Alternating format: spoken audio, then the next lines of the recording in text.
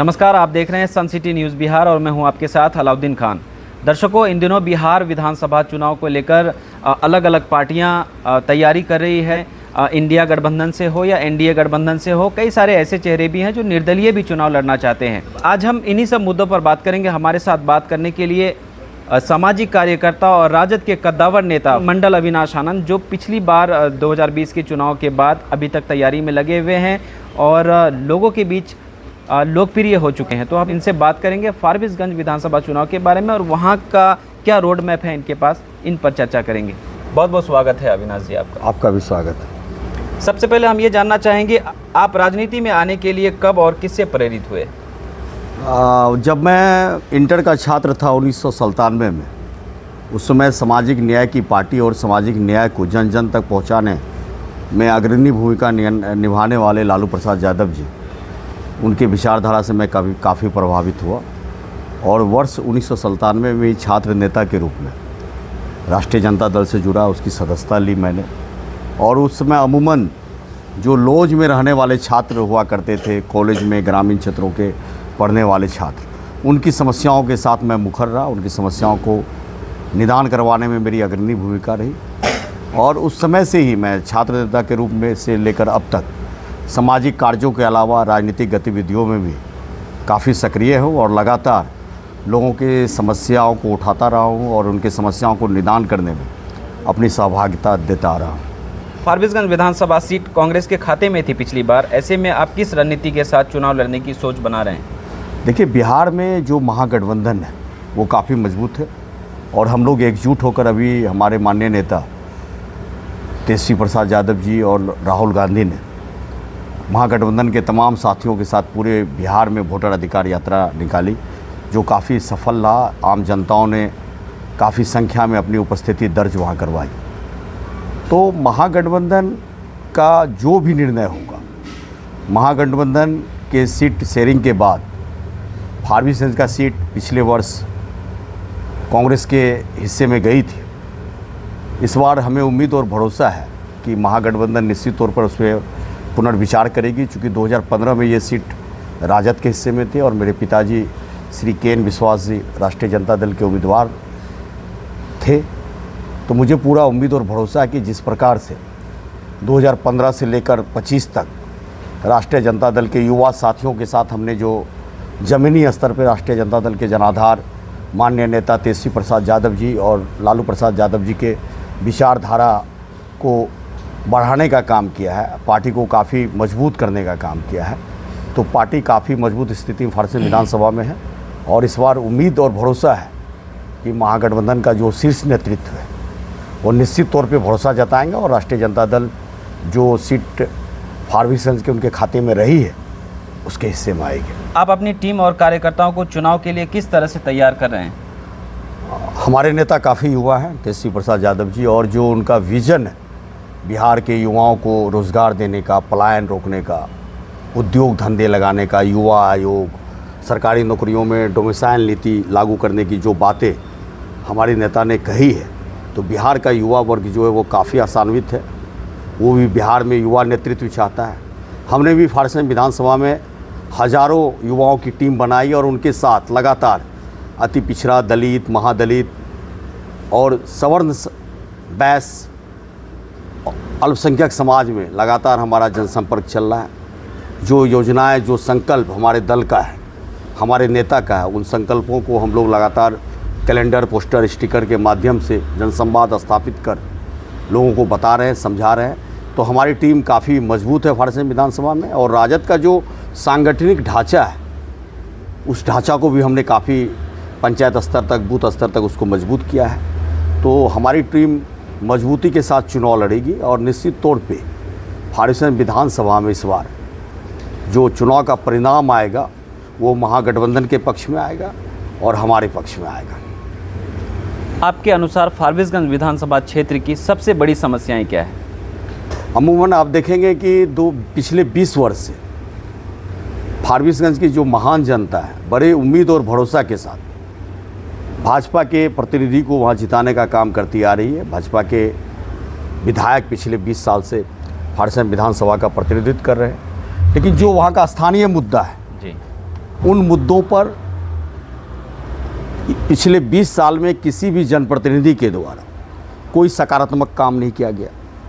जो एक पारंपरिक विकास का ढांचा है, सड़क निर्माण, पुल निर्माण, छोटे अस्पतालों का निर्माण, विद्यालय भवनों का निर्माण, सामुदायिक भवनों का निर्माण, इनके अलावा कोई बड़ा इंफ्रास्ट्रक्चर फारबिसगंज में इन प्रतिनिधियों की उदासीनता के कारण आज तक निर्मित नहीं हो पाई। जो समस्याएं वहाँ की रही, जो फारबिसगंज का पूर्वी इलाका है, जो नेपाल से सटा हुआ काफ़ी करीब का इलाका है, जोगबनी से लेकर खवासपुर पंचायत का इस बीच में 11 पंचायत आता है।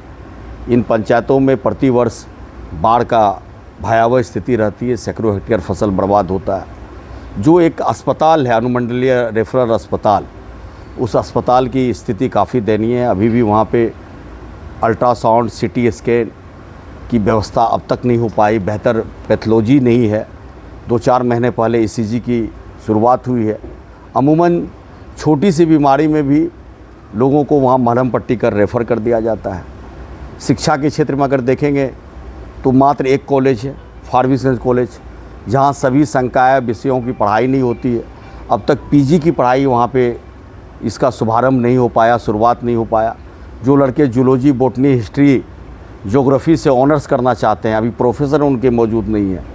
जिन लोगों को तकनीकी शिक्षा चाहिए, उन तकनीकी शिक्षा, टेक्निकल एजुकेशन के लिए कोई कॉलेज नहीं है। जो वहाँ पे कम पढ़े लिखे लोग अपने भविष्य को सुधारने के लिए, अपने परिवार की आर्थिक स्थिति को सही करने के लिए उन कॉलेजों में दाखिला लेकर, ट्रेनिंग लेकर अपना स्वरोजगार स्टार्टअप कर सके, ऐसी कोई व्यवस्था नहीं है। आप देखेंगे कि जो हमारा ये इलाका है, फारबिसगंज का इलाका कृषि प्रधान इलाका है, और इन इलाकों में मक्का, धान और मूंगफली की बहुत बृहद आधार पर उसकी खेती की जाती है और उत्पादन किया जाता है। लेकिन इन फसलों के आधार पर अब तक किसी भी प्रतिनिधि के द्वारा वहाँ किसी फैक्ट्री का स्थापना नहीं करवाया गया। अगर फैक्ट्री की स्थापना होगी तो किसानों को उनके फसल का वाजिब मूल्य मिलेगा। और जो गरीब लोग हैं, जो 2 जून की रोटी के लिए दूसरे राज्यों में जाकर पलायन करके मजबूर हैं पलायन करने के लिए, तो उन पर भी रोक लगेगा। उन्हें स्थानीय फैक्ट्री में नौकरी मिलेगी, वो भी अपने परिवार और बच्चों के साथ, अपने माँ बाप के बीच, घर परिवार के बीच रहकर 2 जून की रोटी आराम से खा पाएंगे। तो उद्योग धंधे नहीं लग पाए। जो महत्वपूर्ण सड़कें हैं, जो 10 नंबर रोड है, डोमरा बांध सड़क है, जो सड़कें अबुल कलाम आज़ाद रोड है, जो अहमदपुर हल्दिया होते हुए हिंगना के तरफ जाती है, इन तमाम सड़कों का चौड़ीकरण होना था। इन सब तमाम सड़कों का नवीनीकरण होना था। सारे सड़कों की स्थिति काफ़ी जर्जर है। रेणु द्वार से सिमरा रेलवे गुमटी होते हुए गिद्धवास जाने वाली सड़क की स्थिति भी काफ़ी ख़राब है। मिर्ज़ापुर जाने वाली सड़क की स्थिति ख़राब है। और हमारा रमय खवासपुर होते हुए जो सड़क यहाँ तक अररिया की सीमा तक आती है, गुरमी तक, उस सड़क की भी स्थिति काफ़ी ख़राब है। और मुरबल्ला से पुरंधा वाली जो सड़क है, उसकी भी स्थिति ख़राब है। अमूमन आप देखेंगे कि जो मुख्य सड़कें हैं, जो कई पंचायतों को जोड़ने का काम करती है, और वो सड़कें प्रखंड मुख्यालय और ज़िला मुख्यालय तक, वहाँ के बसावट के क्षेत्रों को लोगों को पहुँचाने का काम करती है, उन सड़कों की स्थिति काफ़ी दयनीय है। उनका पुनर्निर्माण होना था और समय और आबादी के हिसाब से चौड़ीकरण होना था, इन पे नहीं कोई काम हो पाया। आप पूरे फारबिसगंज में देखेंगे कोई एक ऐसा इंफ्रास्ट्रक्चर नहीं है कि जो ये बता सके कि ये फारबिसगंज में बना हुआ और यही फारबिसगंज है, ये फारबिसगंज की पहचान है। फारबिसगंज का तो जो धरोहर है, जहाँ से माउंट एवरेस्ट की ऊंचाई नापी गई थी, मानकपुर का वो बाड़ा चौक जहाँ पे अभी भी बुर्जा है, उसको संरक्षित करने की आवश्यकता थी, चूँकि वहीं से माउंट एवरेस्ट की ऊंचाई नापी गई थी। और जो शाहबाजपुर पंचायत का बराटपुर गाँव है, महाभारत काल में राजा बराट का वो क्षेत्र रहा था। और अंतर्राष्ट्रीय ख्याति प्राप्त कथा शिल्पी फनेश्वरनाथ रेणु की धरती रही और ओराई हिंगना। तो फारबिसगंज में और भी इनके अलावा कई ऐतिहासिक चीज़ें हैं जिन्हें संरक्षित करने की ज़रूरत थी, जीर्णोद्धार की आवश्यकता थी, पर्यटन स्थल में निर्मित करने की आवश्यकता थी, इन क्षेत्रों में भी काम करने की आवश्यकता थी। तो इन पर भी किसी भी जनप्रतिनिधि की उदासीनता के कारण अब तक कोई काम नहीं हो पाया है। लोगों को अब भी अच्छे इलाज के लिए फारबिसगंज से बाहर जाना पड़ता है, नेपाल या फिर सिल्लीगुड़ी या पटना की ओर। अच्छी स्वास्थ्य व्यवस्था नहीं है, शिक्षा की अच्छी व्यवस्था नहीं है। जो शहरी क्षेत्र है, फारबिसगंज का जो पोस्ट इलाका है, सदर रोड, आप देखेंगे अमूमन सदर रोड में जल जमाव की स्थिति रहती है जी। और पिछले 20 साल से हम लोग देखते आ रहे हैं। अभी रामनवमी झंडा जुलूस में हम लोगों ने काफ़ी संख्या में फारबिसगंज की जो श्रद्धालु लोग हैं 50,000 से अधिक की संख्या में लोगों ने भाग लिया और लोगों को 1.5 से 2 फीट पानी में जी यात्रा पूरी करनी पड़ी। तो ये काफ़ी शर्मनाक है। आप बड़ा मार्केट है खवासपुर, पड़वा है, बतनाहा है, अम्हारा है, सिमरहा बाज़ार है, इन बाज़ारों में भी जल जमाव की स्थिति रहती है। हल्की सी बारिश होने पर भी जल जमाव। आखिर क्यों नहीं उन सड़कों को ऊंचाकर बनवाने के दिशा में पहल किया गया? आखिर जो जनता किसी जनप्रतिनिधि को यहाँ चुनाव करती है तो वो सिर्फ शिलान्यास करने, फीता काटने या मुख्य अतिथि बनने भर के लिए होते हैं, या फिर वो जनता के प्रति उनकी जिम्मेदारी भी बनती है कि जिस समस्या से वो जूझ रहे हैं उनका निदान करें। आप अमूमन देखेंगे कि भारत को आज़ाद हुए 78 वर्ष हो गए लगभग, और अभी भी फारबिसगंज विधानसभा का अम्हारा पंचायत का भलवा गांव के लोग सिंधिया नदी को चचरी पर पार करने के लिए विवश हैं। शाहबाजपुर का झोकरन गांव आप जाएंगे तो वहाँ भी जो मरिया नदी आती है, मरिया धार जो परमान नदी में मिलती है, उस धार को भी लोग चचरी पर पार करने के लिए मजबूर है। रामपुर दक्षिण का बड़ी मस्जिद का वो टोला जहाँ हज़ारों की आबादी एक गांव से दूसरे गांव की ओर जाती है, तो वहाँ पर भी जो कजरा नदी है, कजरा नदी को चचरी पर पार करने के लिए मजबूर हैं। आखिर इन प्रतिनिधियों को ये सुधि क्यों नहीं आती कि हमें पहले विकासात्मक कार्यों को वहाँ किया जाना है जहाँ इनकी आवश्यकता है। ऐसे जगह पर ही निर्माण के कार्यों को करवा दिया जाना जहाँ उन्हें लगता है कि हमारा वोट बैंक है, जहाँ के लोग उन्हें वोट देते हैं, उनके साथ भेदभाव कर ऐसे लोगों को विकास के कार्यों से उपेक्षित किया जाना हमारे इस हिसाब से जनप्रतिनिधि या लोकतांत्रिक व्यवस्था के लिए अच्छी चीज़ नहीं है। आप अगर किसी क्षेत्र के प्रतिनिधि बनते हैं तो आप सभी मतदाता सभी क्षेत्र के प्रतिनिधि हैं, और किसी भी क्षेत्र के साथ विकास के कार्यों को लेकर भेदभाव किया जाना ये बेहतर नहीं है, और इस पर काम किए जाने की आवश्यकता थी, मजबूत तरीके से आवश्यकता थी, जिसमें यहाँ के स्थानीय जनप्रतिनिधि ना बिल्कुल असफल साबित हुए। और अभी भी जाके आप देखेंगे अभी वो चचरी लगा हुआ, मैं इन सारे गांव में गया हूँ, इन चचरी पे चला हूँ, एक एक लोगों से मिला हूँ। कीचड़ पर चलने के लिए, कीचड़ भरी सड़कों पे चलने के लिए लोग मजबूर हैं। वहाँ पे कई बार समस्याएं उठाएगी, लेकिन अब तक इनका निदान नहीं हो पाया। 10 सालों से मंचन केसरी फारबिसगंज के विधायक हैं, उनके कार्यकाल को किस तरह से देखते हैं? मैंने आपको पहले ही कहा कि जो सरकार की पारंपरिक योजना है, सड़क निर्माण, पुल निर्माण, भवनों का निर्माण, उनसे आगे पिछले 20 साल में कोई जनप्रतिनिधि आगे नहीं बढ़ पाए कि फारबिसगंज जो कि अररिया जिला का सबसे पुराना प्रखंड है, अनुमंडल है, और व्यावसायिक दृष्टिकोण से, आबादी के दृष्टिकोण से सबसे बड़ा क्षेत्र है, और इन क्षेत्रों में बेहतर इंफ्रास्ट्रक्चर पर काम किया जाना था। कई उद्योग लगने थे। आप देखेंगे 2009 में एक स्टार फैक्ट्री की स्थापना हुई थी, जो स्थानीय विवाद, रास्ते के विवाद, प्रशासनिक विवाद की वजह से उस फैक्ट्री के शुभारंभ में रोक लग गई थी। लेकिन अब तक 16 साल बीत जाने के बावजूद उस फैक्ट्री का संचालन नहीं हो पाना, यहाँ के जो स्थानीय बड़े जनप्रतिनिधि हैं उनकी उदासीनता के कारण उस फैक्ट्री का शुरू नहीं हो पाना, यहाँ के किसानों के हकमारी है। और जो गरीब लोग हैं जो पलायन करने के लिए मजबूर हैं, उनके साथ भी ये हकमारी है उनका कि उनको पलायन करने के लिए आप प्रेरित कर रहे हैं। आप उद्योग धंधे लगाने में सक्षम नहीं है।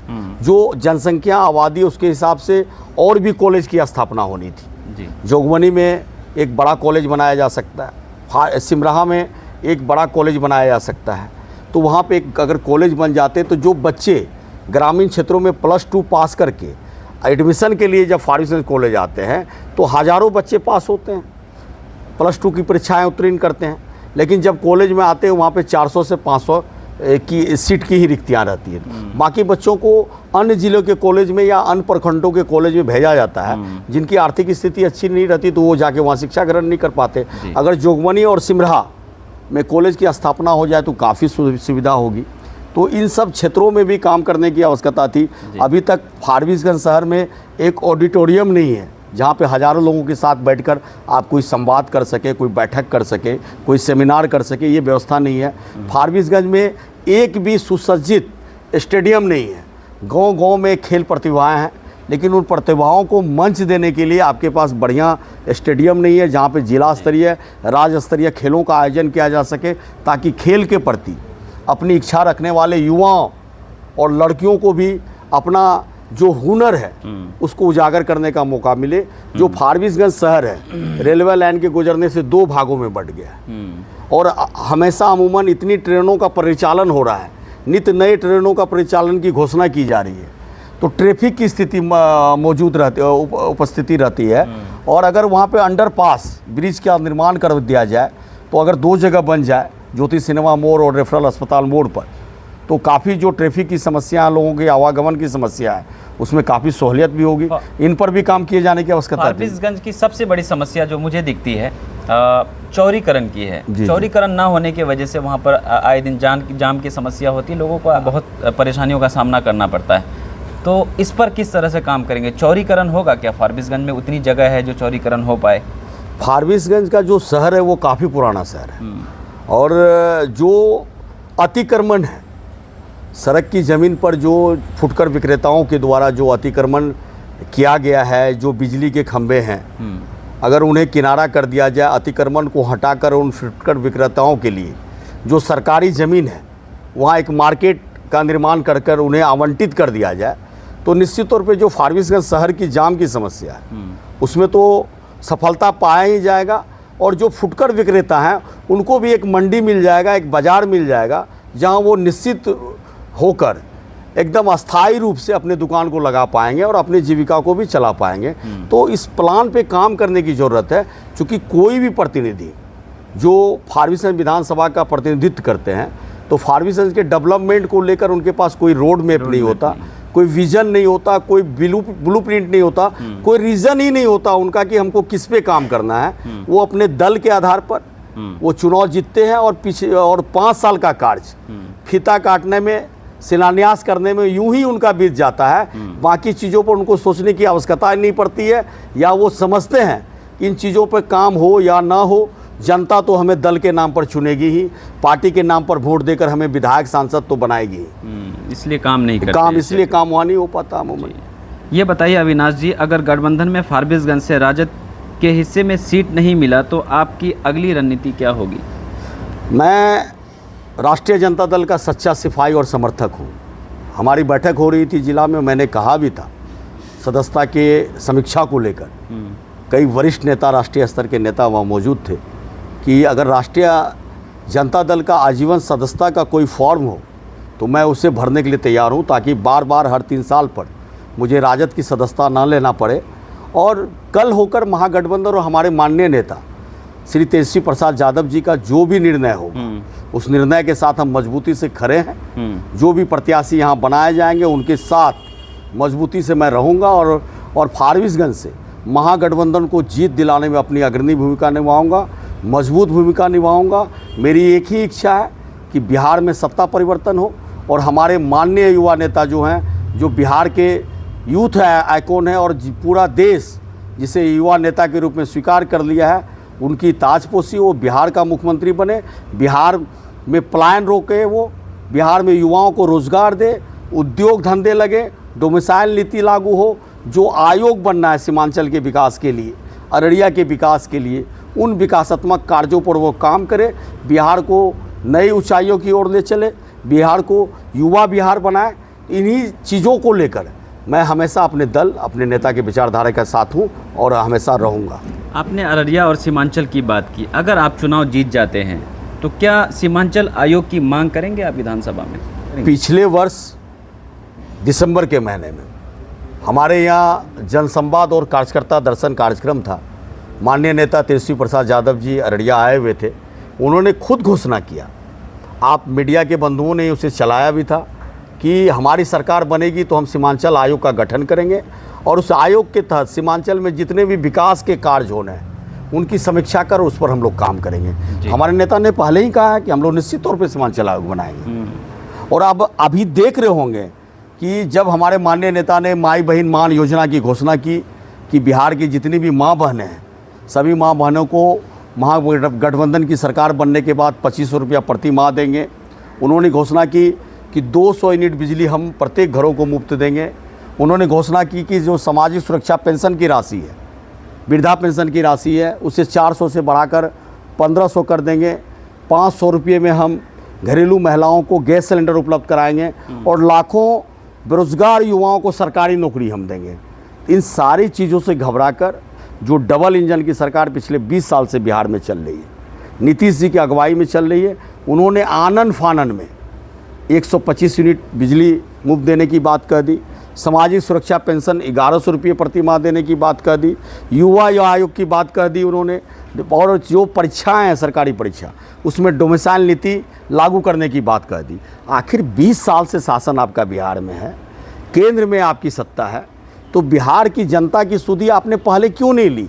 चुनाव के ऐन वक्त पहले, और हमारे नेता ने जो अपना एक विज़न बिहार वासियों के लिए दिखाया, जो रोड मैप उन्होंने दिया, जो उनका ब्लूप्रिंट था, उस ब्लूप्रिंट रोड मैप और विज़न से घबराकर उसको कॉपी पेस्ट करने में आप लगे हुए हैं। आखिर बिहार की जनता को आप कब तक ठगते रहेंगे? बिहार की जनता को कब तक बरगलाते रहेंगे? बिहार की जनता ने ठाना है कि जो रोज़गार देने वाले लोग हैं, जो युवाओं को सत्ता में भागीदारी देने वाले लोग हैं, जो उद्योग धंधे कृषि के क्षेत्र में बेहतर काम करने वाले लोग हैं, पलायन रोकने वाले लोग हैं, जो स्वास्थ्य सेवा बेहतर करने वाले लोग हैं, जो शिक्षा के क्षेत्र में अमूलचूल परिवर्तन करने वाले लोग हैं, इस बार उनको सत्ता में लाएंगे। तो आप घबरा गए और आनन फानन में रोज नित्य नए कैबिनेट की बैठक कर घोषणाएं करते आ रहे हैं। लोगों को वही जुमला आप दे रहे हैं जिसे चुनाव के बाद आप जब हारेंगे तो आप ही कहेंगे ये चुनावी जुमला था और मैंने जुमला कहा।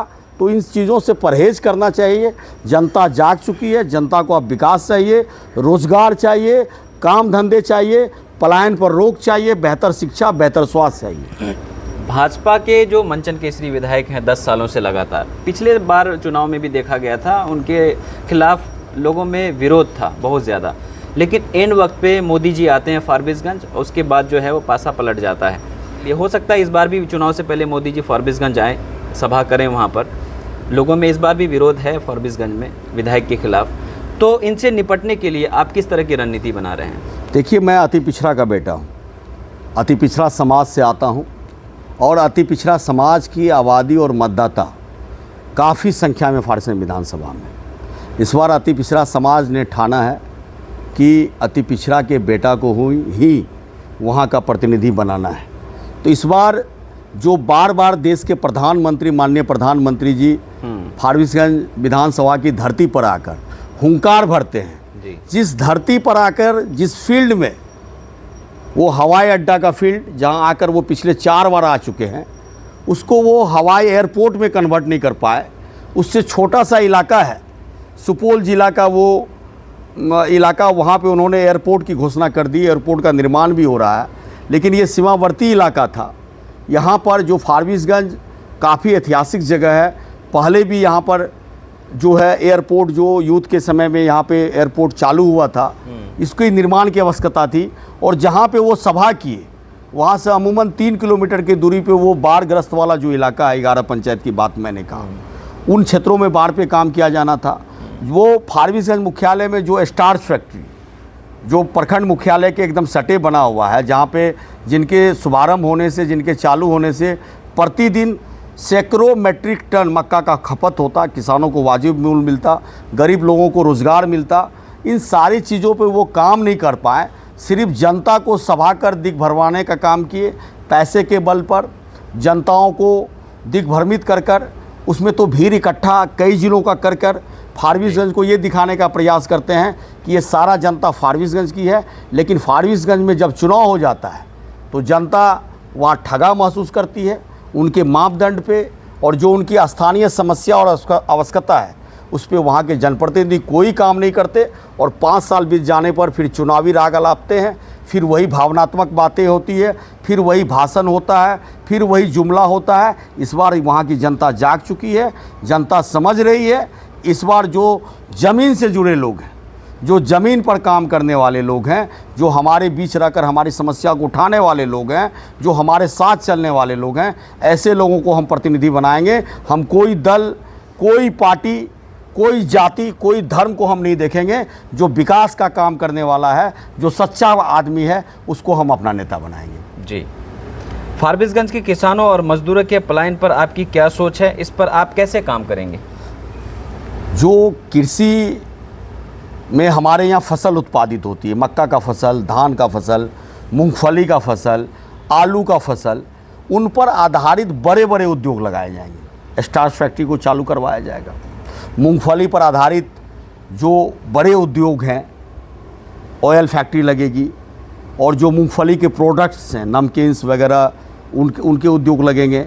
आलू से संबंधित उद्योग लगेंगे, धान और गेहूं से संबंधित उद्योग लगेंगे।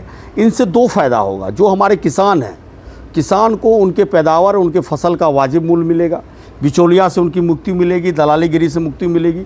जो गरीब मजदूर हैं, जिन्हें स्थानीय स्तर पर रोज़गार नहीं मिल पाता, वो बाहर चले जाते हैं, अपने घरों से हज़ारों किलोमीटर दूर जाते हैं, तो उन्हें उन फैक्ट्रियों में रोज़गार मिलेगा, उनका पलायन रुकेगा।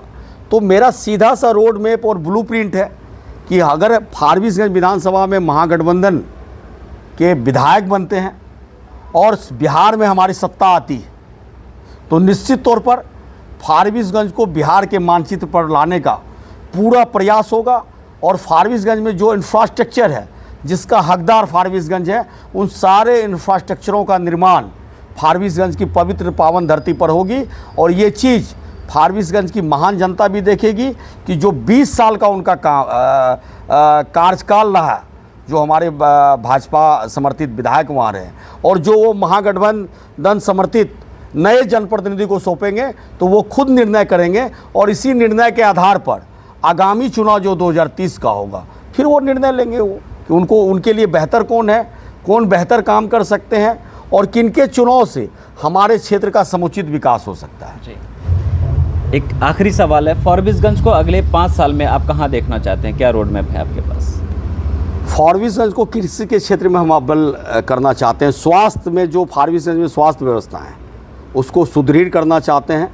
फारबिसगंज के अलावा एक बेहतर मेडिकल हॉस्पिटल की स्थापना सिमरा में भी करवाना चाहते हैं। सिमरा को प्रखंड बनाना चाहते हैं। जो फारबिसगंज और जोगबनी नगर परिषद का क्षेत्र है, इन क्षेत्रों में जो जल जमाव की स्थिति है, उससे उसको मुक्ति दिलाना चाहते हैं। सड़कों का चौड़ीकरण, अतिक्रमण मुक्त करवाना चाहते हैं। जो बाढ़ वाला इलाका है हमारा, जो फारबिसगंज विधानसभा का पूर्वी इलाका है, बाढ़ से वहाँ के लोगों को राहत पहुँचाने के लिए उस पर विशेष कार्य करना हम चाहते हैं। जो हमारे ग्रामीण क्षेत्रों के होनहार छात्र हैं, लेकिन वो आर्थिक स्थिति के कारण उच्च शिक्षा प्राप्त नहीं कर पाए, तो उसकी तकनीकी शिक्षा की व्यवस्था हम करवाना चाहते हैं, ताकि वो ट्रेनिंग लेकर अपना स्टार्टअप शुरू कर सके, अपना स्वरोजगार आरंभ कर सके और अपने परिवार का भरण पोषण कर सके। फारबिसगंज में एक बड़ा ऑडिटोरियम बनाना चाहते हैं। फारबिसगंज में एक स्टेडियम बनाना चाहते हैं। फारबिसगंज में जो रेलवे लाइन शहर के बीचों बीच जाती है, उसमें अंडरपास बनवाना चाहते हैं। और फारबिसगंज के जो ऐतिहासिक स्थल हैं, चाहे वो मानिकपुर बाड़ा का बुर्जा हो, चाहे राजा बराड का जो सवाजपुर में किला रहा है वो स्थल हो, और जो विश्व विख्यात साहित्यकार फणीश्वर नाथ रेणु की जन्मस्थली हो, उन्हें हम ऐतिहासिक रूप से संरक्षित और पर्यटक स्थल के रूप में जीर्णोद्धार करवाने, निर्माण करवाना चाहते हैं। और फारबिसगंज की जो मुख्य सड़कें हैं, जो कई पंचायतों को जोड़ती है, उनका चौड़ीकरण हो, नवीनीकरण हो, लोगों को यातायात की सुविधाओं में दिक्कत नहीं हो। तो इन सारी चीज़ों पर काम करना है। फारबिसगंज को एक नया फारबिसगंज बनाना है, फारबिसगंज को सशक्त फारबिसगंज बनाना है, और फारबिसगंज को बिहार के मानचित्र पर स्थापित करने का काम करना है कि फारबिसगंज नेपाल के अंतर्राष्ट्रीय सीमा पर बसा हुआ वो शहर है, जो अररिया जिला का काफ़ी पुराना शहर है, और व्यावसायिक औद्योगिक रूप से संपन्न शहर है, और शिक्षा के क्षेत्र में, स्वास्थ्य के क्षेत्र में काफ़ी आगे है। और इसे बिहार के मानचित्र पर स्थापित करने का हमारे पास रोड मैप है, ब्लूप्रिंट है, विज़न है, दृढ़ इच्छा शक्ति है कि हमको फारबिसगंज को सशक्त फारबिसगंज बनाना है। बहुत बहुत धन्यवाद हमसे बात करने के लिए।